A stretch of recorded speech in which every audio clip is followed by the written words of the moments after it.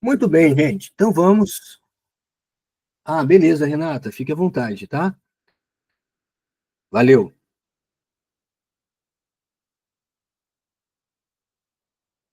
Vamos para a biologia C.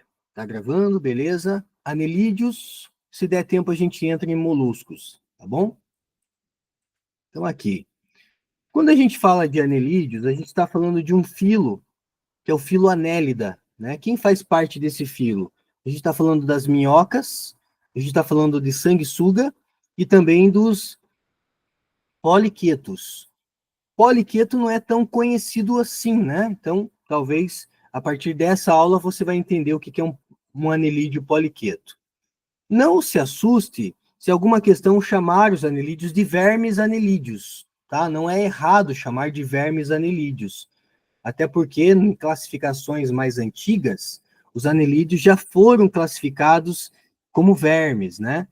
Então, hoje a gente tem essa separação, o que é verme, plateuminto e nemateuminto, e o que é anelídeo, né, separado.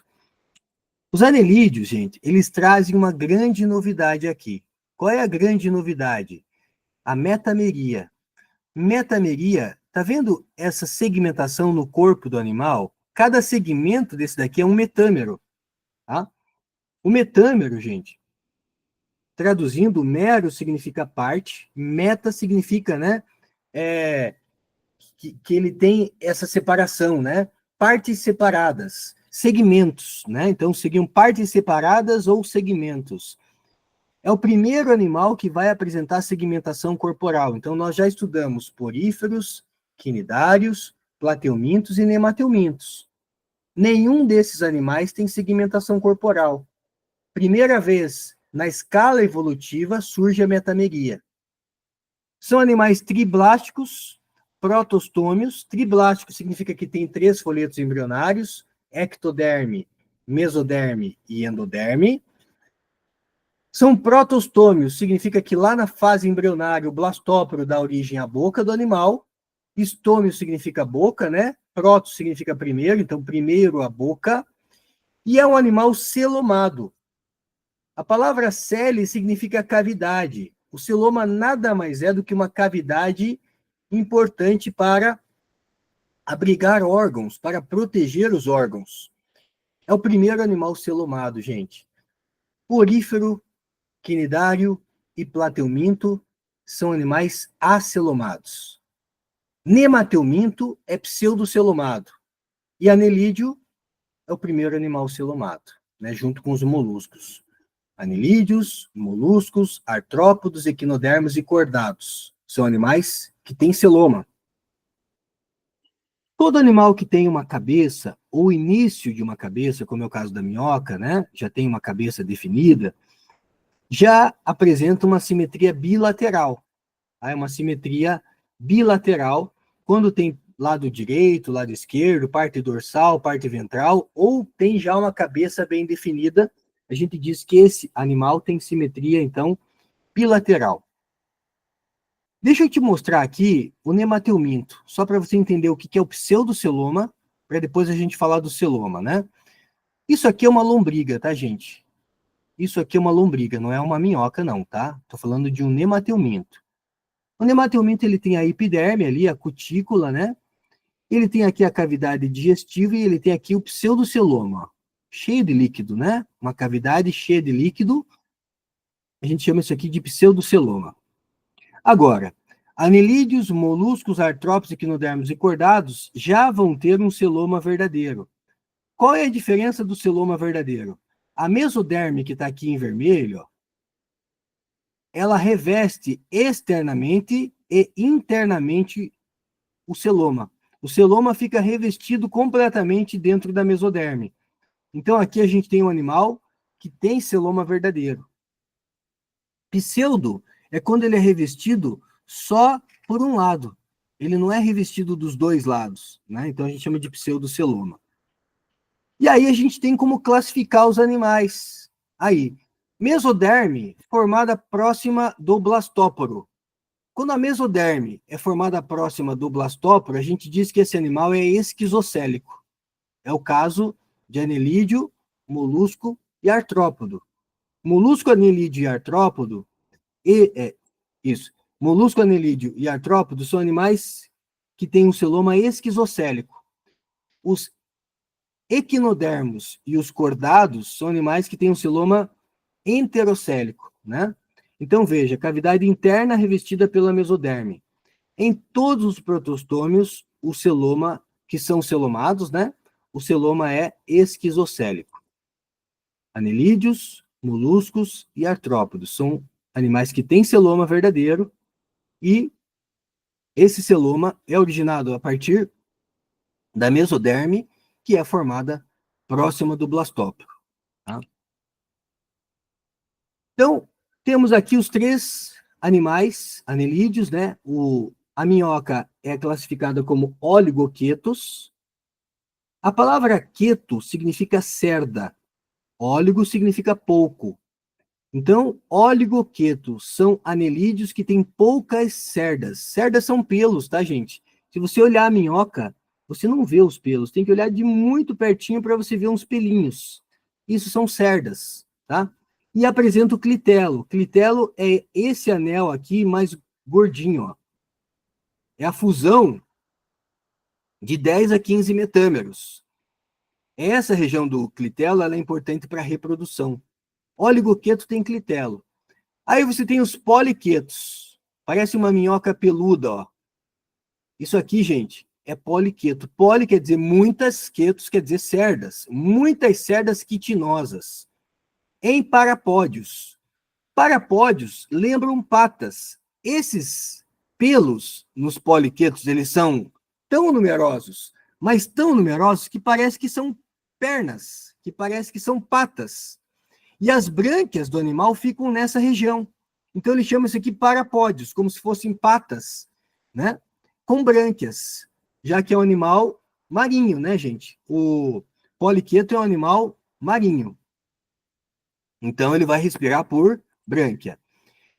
E os irudíneos ou aquetos, aqui não tem cerda, é a sanguessuga. A sanguessuga é aqueto, ou seja, sem cerda. E irudino por quê? A palavra irudíneos vem de irudina. Irudina é uma substância anestésica e anticoagulante. Quando uma sanguessuga ela vai sugar o sangue de um animal, ela libera uma substância chamada irudina, que é anticoagulante e anestésica. Você não vai sentir dor sentindo uma sanguessuga sugando o teu sangue. Por quê? Porque ela libera irudina. Tem ventose e tem clitelo. Então vamos lá. Poliqueto não tem clitelo. Sanguessuga e anelídeo e minhoca tem, tá? Sanguessuga e minhoca tem clitelo. Poliqueto não tem, tá? Vamos falar primeiro dos poliquetos. Aqui eu tenho Nereis, também chamado de Eunice, tá, gente? Nereis ou Eunice. Olha a cabeça do animalzinho, né? Tem ali, né, a boca do animal, os parapódios aqui, ó, parecem patinhas, né? São conhecidos como Nereis ou Eunice. Tem muitas cerdas, são poliquetos, são exclusivamente marinhos e vão ter os parapódios. Aqui, a respiração deles é como, Giovanni? A respiração na minhoca é cutânea, no Nereis, que são os poliquetos, é branquial. Na sanguessuga é cutânea também, tá, gente? E aí lembre-se dos parapódios. Então aqui de novo, né, ó, a mandíbula, uma faringe protátil, os olhos e os parapódios. Dando um zoom nessa região do parapódio, é aqui que ficam as brânquias. Brânquia é uma região muito vascularizada que permite captar oxigênio diretamente da água, tá? Então você tem ali os parapódios com cerdas, né? Essas cerdas mostrando aqui uma região bastante vascularizada que funciona para difusão, né? Que funciona como uma brânquia. Os aquetos ou irudíneos, sanguessuga, lembre-se, são ectoparasitas, são parasitas externos, a maioria, produzem uma substância chamada irudina, que é anticoagulante e analgésica. A medicina chinesa ainda usa sanguessuga. Por que usar sanguessuga na pele? Porque a sanguessuga, gente, ela suga o sangue. E onde ela está sugando o sangue, ela estimula a circulação. Então, dependendo do paciente, se você quiser estimular a circulação naquela região, usar a sanguessuga, às vezes, pode ser interessante, tá? Então, a medicina chinesa, ela ainda usa sanguessuga. Vamos ver agora, para a gente terminar, a parte da fisiologia, né, e anatomia de uma minhoca. Tubo digestório completo. É um animal que tem boca e ânus. Então, tem tubo digestório completo. Tem boca, tem a faringe, aqui a parte do sistema nervoso, né, os gânglios cerebrais, tem o papo, a moela, que umedece e armazena momentaneamente o alimento. Tem a moela, que é o estômago mecânico, né, aqui da minhoca, e a tiflossole. Gente, tiflossole é importante, tá? A tiflossole, ela aumenta a superfície de absorção, tipo as nossas microvelocidades.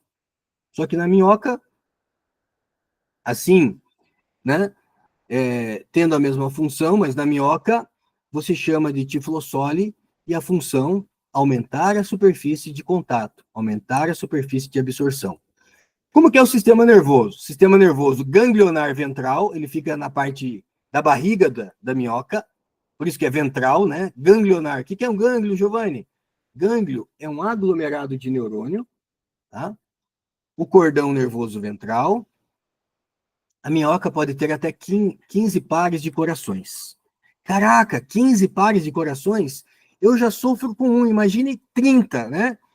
Não, gente, o coração da minhoca não tem nada a ver com o nosso coração, né? Nada a ver que eu digo em termos de complexidade. O coração da minhoca nada mais é do que um vaso sanguíneo que pulsa, não é um órgão em si, tá? Os primeiros corações que surgem nos animais não são corações como órgão, mas sim vasos sanguíneos que pulsam. É o caso da minhoca. Então, a minhoca pode ter em torno de 15 pares de vasos sanguíneos que pulsam. Beleza? 15 pares de corações, até 15 pares de corações. A respiração é pela pele, a gente chama de respiração cutânea. Aqui, eu quero destacar para vocês a tiflossole, né, gente? Dobra aqui do intestino. Essa dobra do intestino, ela aumenta a superfície de contato. Vaso sanguíneo dorsal, a cutícula, a epiderme, musculatura circular e musculatura longitudinal. Qual a importância de ter musculatura longitudinal? A musculatura longitudinal e a circular promove aquele movimento da minhoca, né? Aquele movimento característico da minhoca, porque ora está esmagando ela, ora está esticando, ora está... A longitudinal faz isso, né? Enquanto a circular faz esse movimento aqui, esmagando ela, a longitudinal estica. Esmaga, estica, esmaga, estica, né? Esse é o movimento da minhoca. Aqui vai ter o sistema excretor. Esse sistema excretor, gente, com o poro excretor aqui, a gente já vai falar com mais detalhe desse sistema na sequência, né? Aqui, ó. A minhoca excreta amônia. Vamos pegar aqui o corpo de uma minhoca. Em cada segmento da minhoca, você vai encontrar duas estruturas aqui, né? Que nós chamamos de nefrídeos. Esses nefrídeos, eles estão sempre aos pares. Cada segmento da minhoca apresenta 2 nefrídeos. O que é o nefrídeo, Giovanni? O nefrídeo, ele tem o nefróstoma, que é como se fosse uma boca, né? Que vai captar o celoma do animal. Ele filtra o celoma, por isso que não é rim ainda, né? Ele não filtra o sangue, ele filtra o celoma. Então, ele filtra o celoma e ele excreta pelo poro excretor. Veja que o poro excretor fica, gente, são 2 poros excretores a cada anel da minhoca. Então, a minhoca faz xixi por toda a extensão do corpo, praticamente. Que tem ali o nefrídeo com os poros que são nefridióporos, tá? Então, lembre-se disso. Como que a minhoca se reproduz?